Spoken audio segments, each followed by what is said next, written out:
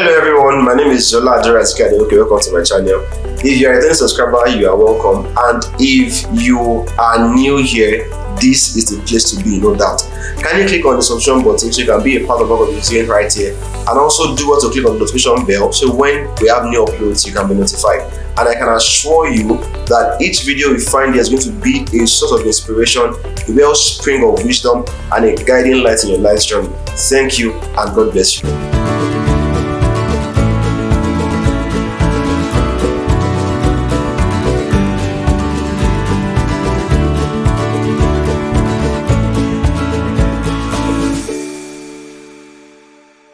Hello everyone, welcome to another episode of Legacies. We're excited about today's interview because we have such a distinguished person with us. He's one of the biggest photographers in the land, one of the biggest names in the media space. I don't know that one. No. We have with us Yemi Kings.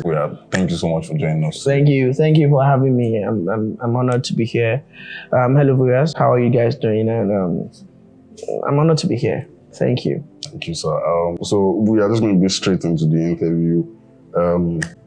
So can we meet you, sir? My name is Femi Yemi, and I'm known as Yemi Kings. I'm a portrait photographer. I'm based in Lagos, Nigeria, and yeah, I love photography. That's what I do. I'm married to the most beautiful woman in the world, and we have the most amazing son ever. So. That's fantastic. That's me. Congratulations on being married to the most beautiful woman in the world. Thank you. You're on to become. Yeah. The rest of us are settled for the less beautiful ones. All right. So that was beautiful. So can I ask if you can just take us through your journey in portrait photography, your journey in the media space as a whole? Well, it started when I was in school, and I had an extra year, and being on campus, I'd done a lot of things.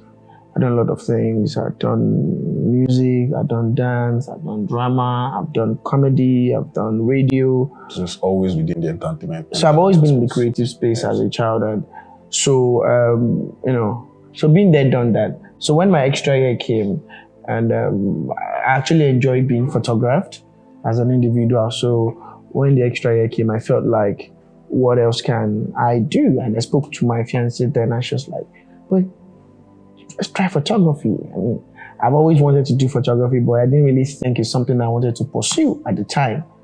And besides, I had to handle this shameful extra year that I was dealing with. So I took it and went into it, the first extra year, and then I had a second extra year in school. And, photography was just because I had only one course to do. So I just filled in photography 101 with everything, and then 201, if you know what I meant. And, we're here 9 years down the line. This is photography. That's fantastic. The journey after you left school eventually and just sort of ventured into the space on the larger scale, because I can imagine you mentioned on our way here that you attended, as everybody that attended OU is never silent, and they are almost never able to be quiet about it. But I mean, it's understandable. But you mentioned that you're there. I can imagine that photography may not necessarily be a big thing there, especially at the time. So the journey from when you left school eventually to now, what has that been like? I mean, it's been a roller coaster, to be real. It's been very interesting. I mean, I studied psychology in school, and I knew I wasn't going to be a psychologist. But I knew that whatever it is I'm going to end up doing in my life, I must have a degree to back it up, because the society that we have found ourselves in, the way you want to do things, you don't want people to say, because you failed at school, that's why, or because you couldn't afford to go to school, of which it really doesn't matter if you went to school or not, as long as you can excel in what you're doing and you can impact lives. But I mean, I just knew that I had to go to school to get a degree so that I could have a standing in the society to say I also went to school. But immediately I finished from school, I'd already known it was going to be photography from my extra year, but I didn't know for how long I was going to do it for. So finishing school and then going back home, waiting for NYSC. And while waiting, I already had photography in my hand. So that was all I was just, pursuing. And thank God that my parents were understanding enough to allow me chase it. For them, they didn't see it being what I would settle with, because they felt it's one of my newest distractions. As the case was, because at the time it was theater, it was music, it was dance, it was comedy, it was MC, it was radio, it was drawing, it was painting. Now the latest one is photography. They didn't know that. I didn't even know that it was going to last this much. But I wanted to put all my attention on it, channel all my energy to it, and then it just started getting realer. I started getting jobs, 5K, 7K, 10K, and like play. This thing is becoming real, and went to Lagos and pursued it more. And then my parents were still like, okay. It's just because I was waiting for NYSC. And then NYSC, by the time I was going to go for my NYSC, I already had a full studio kit to back that up, and that was it. So all through my NYSC, I was doing photography. And then it was just a natural transition. Even from NYSC, I would come to Lagos, fly to Lagos, fly back. As a couple, they used to think that I have plenty money because you're staying in the family house, and then Friday, where is Yemi? He has flown to Lagos, and I'm back on Sunday evening. So I've been doing that, and then parents too. Like I always say, if you're fortunate enough to have parents that can actually calm down and read the signs, they can tell that it's like this projection is going to make sense. So when my parents are calling me that and I'm like, oh sorry, I need to catch a flight to Lagos, they're like, this one that this boy is flying up and down with this photography thing. Oh, that be pay photography. Oh, that be pay, and then it started generating results. And over time, I didn't even have to stress to show them that, look, this is an enterprise that God has blessed. And then finishing NYSC, I moved back to Lagos fully and, set up there. And then the grace of God has been working tremendously till date. That's a big God. That's a beautiful story. I also am particularly interested in, did you have any concerns about scaling? Because you mentioned that you started about 9 years ago. I don't know what the scene was like at the time in photography. Maybe names like, what's her name? T.Y. Bailey. That's the name. Exactly, that's the name. Maybe at the time she was, well known, and you could look at her and think that's something to look up to. But at the time, I don't imagine the space was maybe particularly very encouraging. So did you have any concerns about scaling, about the fact that could you scale this to become really, really successful? Your question is all rolled into one, and I'll try and answer. Like, for one, I was not really bothered about the scaling, as it were. I just wanted to do photography. And I enjoyed it. I loved it. And I knew that it was profitable. But I didn't have any plan. Neither did I have any structure to say, oh, in the next 3 years, I must be this. It's now I'm thinking about scaling. Like, okay, we've done this for a while, just testing it, and the way my wife will say, just winging it. And now I feel it's time to okay, we've done this for almost a decade, and God has been good. Let's see how we can put some. So some people will be like, I'm not serious. It's after 10 years, like, you know how to put. But for me, I've just been doing it, enjoying it. God has been blessing it. So as they come, they do. But then I think for me, I've gotten to that point. This is something others will consider before even going into the industry. But for someone like me, in particular, it's now that I'm now saying, okay, like we've done this, we've had this result, we've dabbled into this, we've dabbled into that. I think by now I can say I want to put a structure to this, and that's where I am currently. Like, okay, now we can scale this, we can reduce this, we can,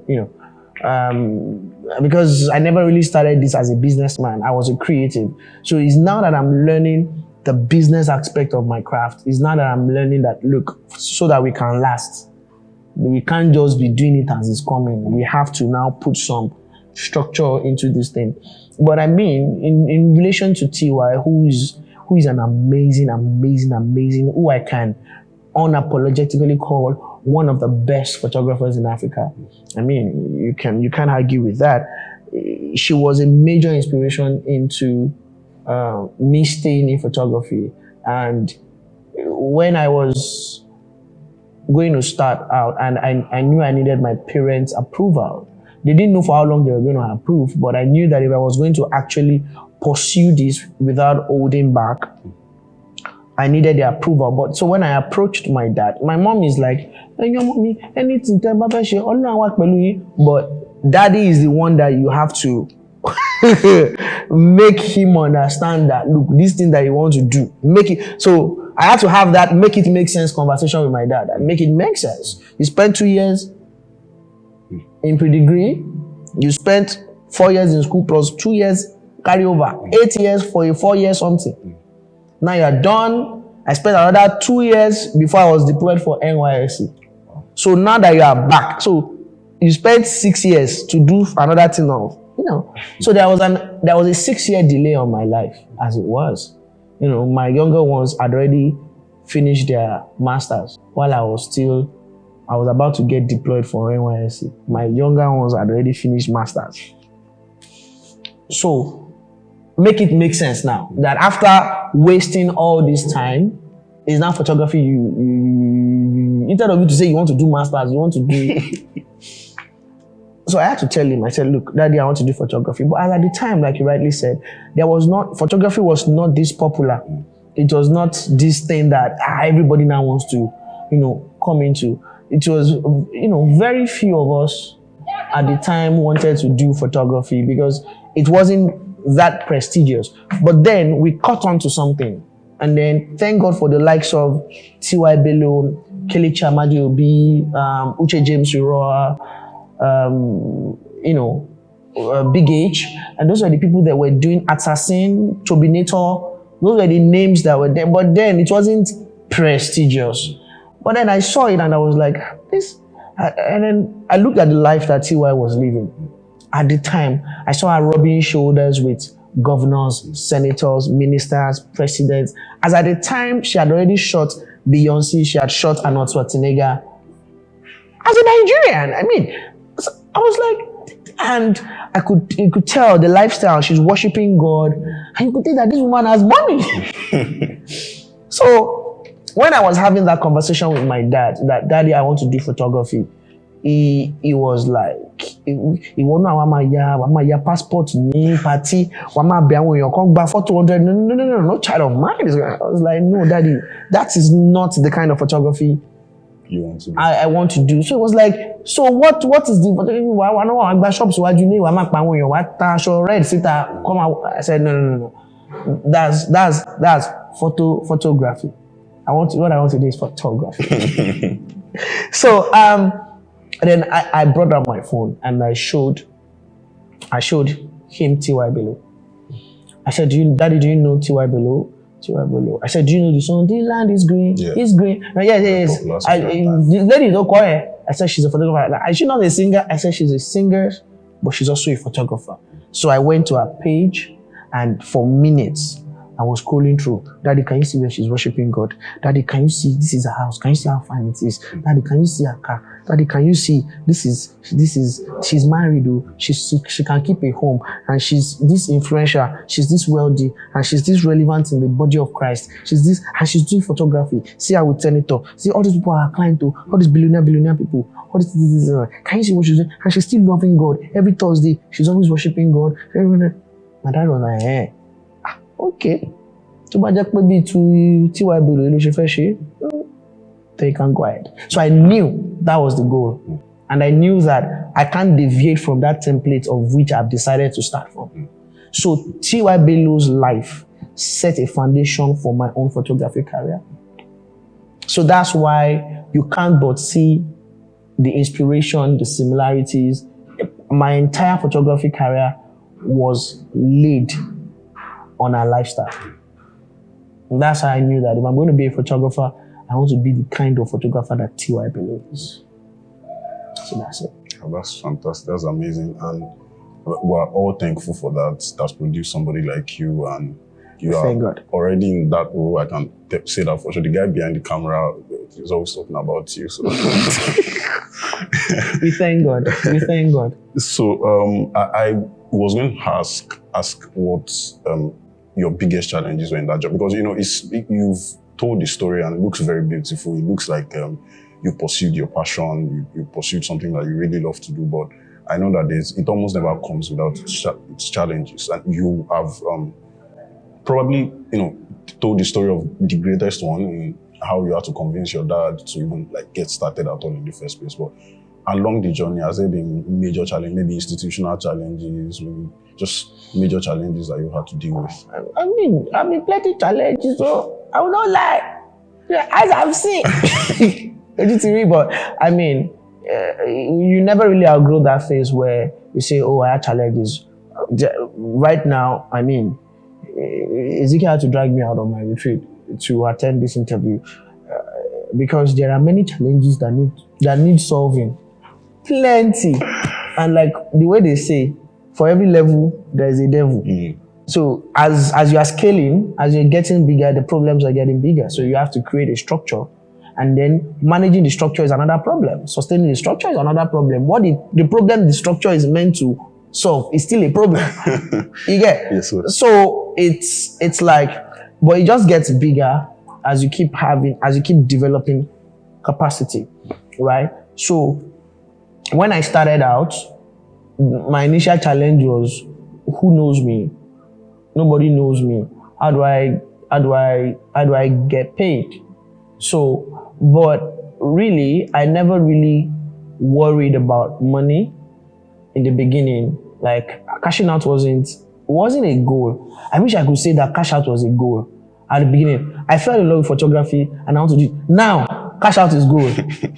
Like, we must make the money and secure the bag, of course. But as at then, I was just enjoying photography. But, why I could afford to be like that was because I had supportive parents. I wish I could say I hustled, I sweat, I so gallant in traffic. I did not. Okay? To bá tún ti red, mom see alpha, ẹjọ. Ṣé lè bá mi rí bí 10K kan bẹ́ẹ̀ or make our boys just support body. Sometimes my mom would send food stuff over. My parents made that journey easier. I will not lie. I had parents I could fall back on. That's why do well in life so that you can support your children's dreams. It's not a crime.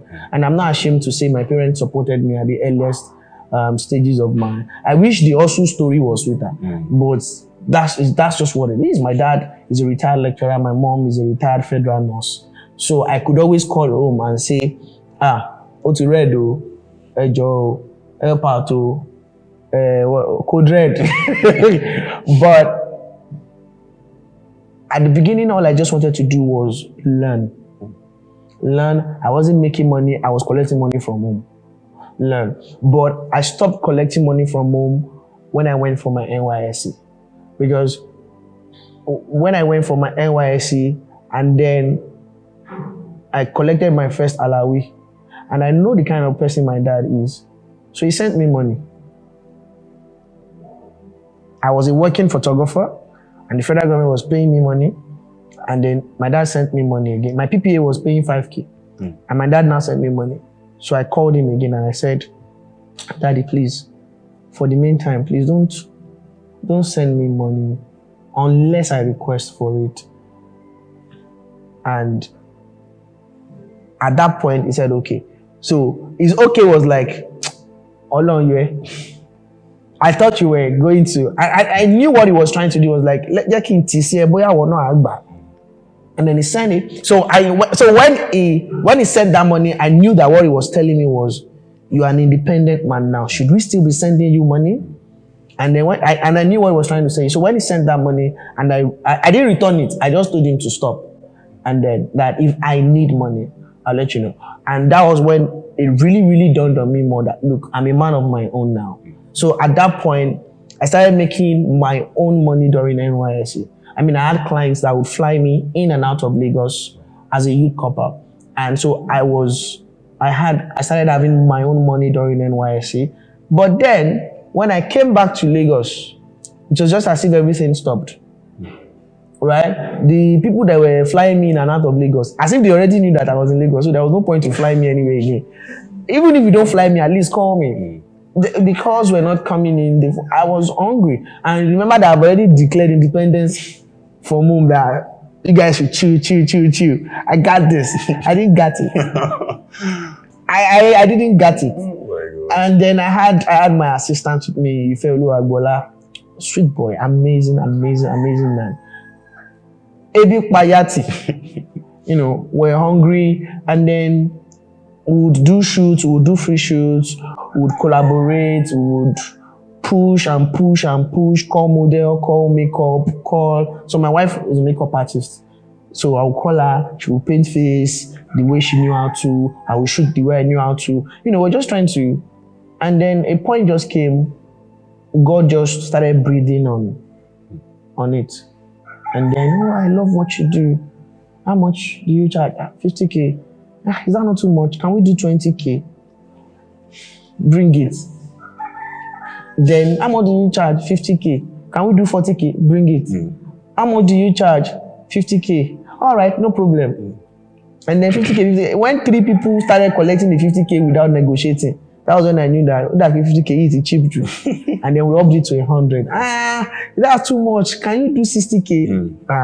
And then 50K. And so it just and then there were months where nothing would come. Nothing would come. And I had to call him. Hey, John, to your long, me. Allah, you don't pursue passion.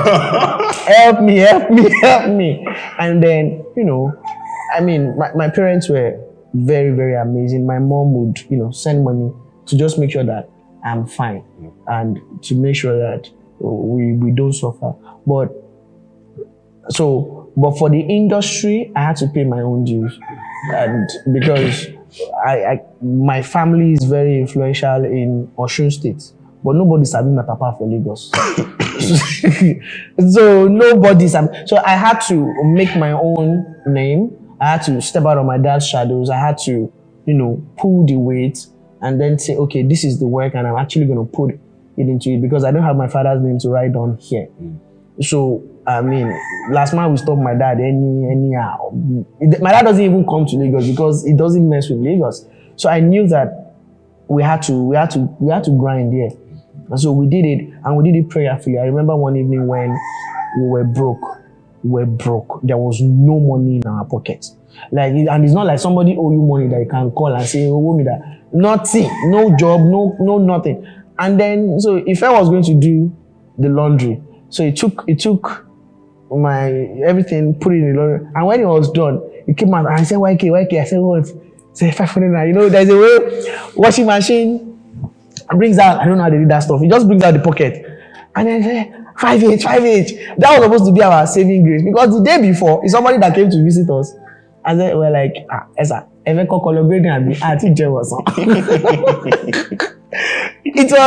Mr. Sam that took us to lunch. And I'm saying this so that if you are in that position now, it's going to get better. Calm down. You will not die in that position. Do you get? And I'm saying it so that you can understand that is a norm. Do you get? The problem is that many of us feel that defines where you are now, defines who you are. No. Sack by the hold many times, but you just have to understand that, look, as long as God is for you, nobody can be against you. So if I came and said, money, I say is even good like that. If I was already thinking, if we buy gari, we buy sugar, we buy bag of pure water, I said, okay, calm down. There's nothing of such. Someone invited me for a program, Shinrema. is a program where young men in business, where we pray and then we just intercede for our work, for our business. And then so Rema had already invited me for that program. I was like, I would come, but then I could not go because I didn't have cash. And I was staying in Shomolu. The program was just at Ojota there. No. Right, Mabiola Road. I was like, it was going to give me like maybe 250 to get there or 300 naira to get there. I didn't have the money, so I remembered I saw the notification on the group page. I was like, so when if I brought that money, I knew that that's the money to go for that program. The guy could almost beat me, but he could not. I saw it in his face that I let him power. He won't prayer meeting. But I collected the money from him, dried it, wore my clothes as if plenty money is in my account, and then I got into a bus, dropped at Ojota. Me and the conductor fought because he didn't want to collect the money. So the fight was that Oga, go see me, love me, because the money had already washed. Because he wanted to, I said, please go fake. So I got down and then we got to the meeting. And the Spirit of God moved so powerfully. We prayed. That day we prayed like we'd never prayed before. I mean, young men, big boys with beard that love Jesus. It's so sweet when you see cool guys that love Jesus. And when we were praying, like the testosterone was high. Guys were vexing. And we prayed. And I remember one prayer that someone led. He said, we will now pray now. It sounded like a CAC prayer. That all our blessings that have been hanging in the atmosphere, that is released unto us now. But you know the way contemporary church will raise prayer. Now, I want to believe that there are some of us that there are things that and resources that heaven has allocated unto us that has not gotten to us. Now we're just going to pray and receive it, and then. But the way I was hearing it with my Osun State voice was that I want to and that was how I prayed that prayer, because I didn't have anything. And I was praying that. So that means some things have been allocated and it's just hanging. And I prayed, I lost my voice. And then after the prayer, in Jesus' name we have prayed. You may have guy, all right, so we'll go see you next week. We'll go see you, all right now. And I was gisting with another of my guy.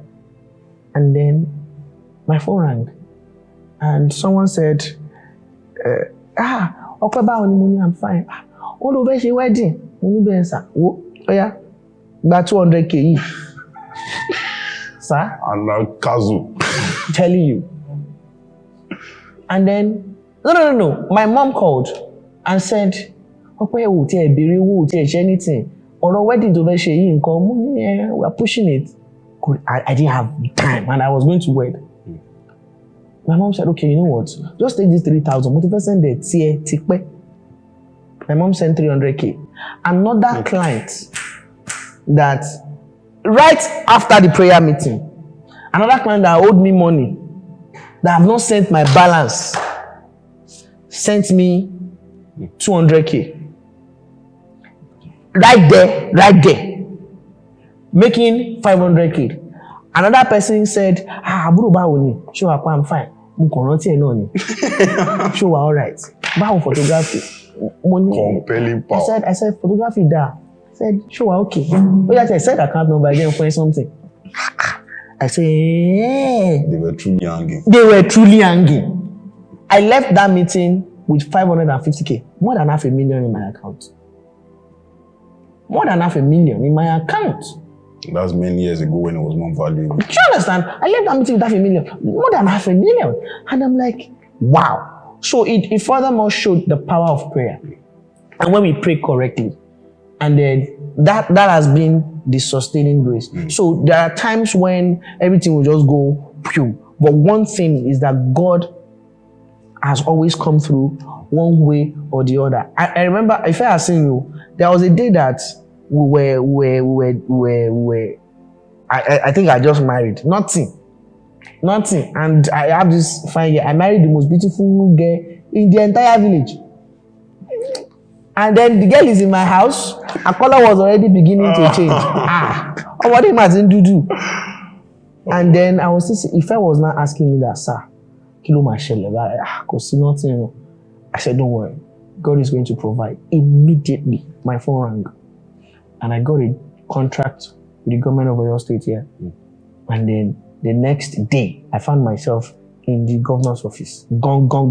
Not governor's office, the building, the office of the office. And I'm like, God, don't worry. You don't need to show yourself again. Point noted. And that's how God has been doing it. So I tell people when they invite me for meetings and they say, can we talk about the business of photography? I'm like, I'm the worst person you can call. My strategy has just been Jesus all along. It's only in recent times that we're learning to put structure into the resources that this Jesus brings our way. And then we have to manage it and make sure that we are not wasting it, right? So, but for me, God has just been faithful. It's just been His mercy, it's been His favor, it's been His grace all the way. So thank you so much for that response. There's so much to learn from it. And, I was going to ask you if there's a difference between Yemi Kings, the photographer, and Yemi Kings, the son of God. But towards the end of what you were saying just now, it became very evident that may not necessarily be the case. But do you want to touch on that? All right. Let myself say, it goes like saying, is there a difference between Jesus, the son of Joseph, the carpenter, and Jesus, the son of God? They are one and the same. It functions in both spaces. So for me it's the same way. And that brings me into remembrance of what Mrs. Ibukwan said in an administration or something, a quote of hers. She said, I'm not a Christian doing business. She said, no, I'm a Christian assigned to business. You see, setting that priority determines how we execute that role and the definition of our position. So you are firstly a Christian. And that sets the boundary for many of the things that I've done. There are times that I've treaded on edges of professionalism and, but what calls me back home is that, look, guy, you're a Christian first. And that's my identity, because I believe that that's what will matter in the afterlife. If I'm a photographer here, I'm not going to be a photographer in heaven. But the way I do my photography here and how I handle my life here can determine where I will be in heaven. Yeah. Do you follow? Yes, sir. So I won't, because I'm a photographer here, do things that will jeopardize my space in the age to come. So it guides me. So I'm like, yeah, it's okay. There's nothing wrong in doing this. Ethically, we can argue it. Artistically, we can argue that it's okay. We can always say that we are professionals. Professionally, there is nothing bad about it. But mind you, those professional ethics were not set by born-again Christians. So it was also set by a secular standard. And it might even be a worldly standard at that. So the boundaries of my profession is not the boundary of my faith. So those are two places where you find yourself as a Christian. So the one that you will now ask yourself is, which matters more to you? At the end of the day, when the die is cast, when all is said and done, which one will matter? So there is a way that your profession can affect your soul, and it can affect your spirit walk with God if you are not careful, that it might make you lose your place in the agenda of God. So I had to ask myself that, look, what do I want to be? Do I want to be Yemi Kings, the photographer, and I'm a photographer and I can do anything I so please within the boundaries of photography? But then I said, photography will come and go. Heck, I might not even do photography for life. I'm doing photography now. Photography is a tool that God has placed in my hands now to spread whatever He wants me to do, to gain whatever influence He wants me to gain. Tomorrow it might be another thing. Tomorrow it might be politics. It might be tech another time. I don't know. I never bargained to do photography for this long. Do you get? So I'm not even sure that this is what I'm going to retire on. I can't give myself that guarantee. So tomorrow it can be something else. So the tools keep changing. But at the end of the day, when we die or when Jesus comes, we're not going to report as photographers. You're not going to report as doctors. You're not going to report as whatever you were here on earth. You're going to report as a human being, as a soul, as a spirit that was sent here, and then you will give account to your God, right? So that keeps the boundary. Believe you me, a lot of things are happening in the industry that are very, very enticing to the soul, and I must be very honest with you. But what keeps us grounded is the identity that we have come to assert over ourselves. That look, it's not as if I can't do it well. In fact, there are many things that happen in my industry that I know I can do it better than those that are doing it if I so choose to. But that goes against who I am in Christ. If Christ were to be a photographer, I would not do that. So that keeps me safe.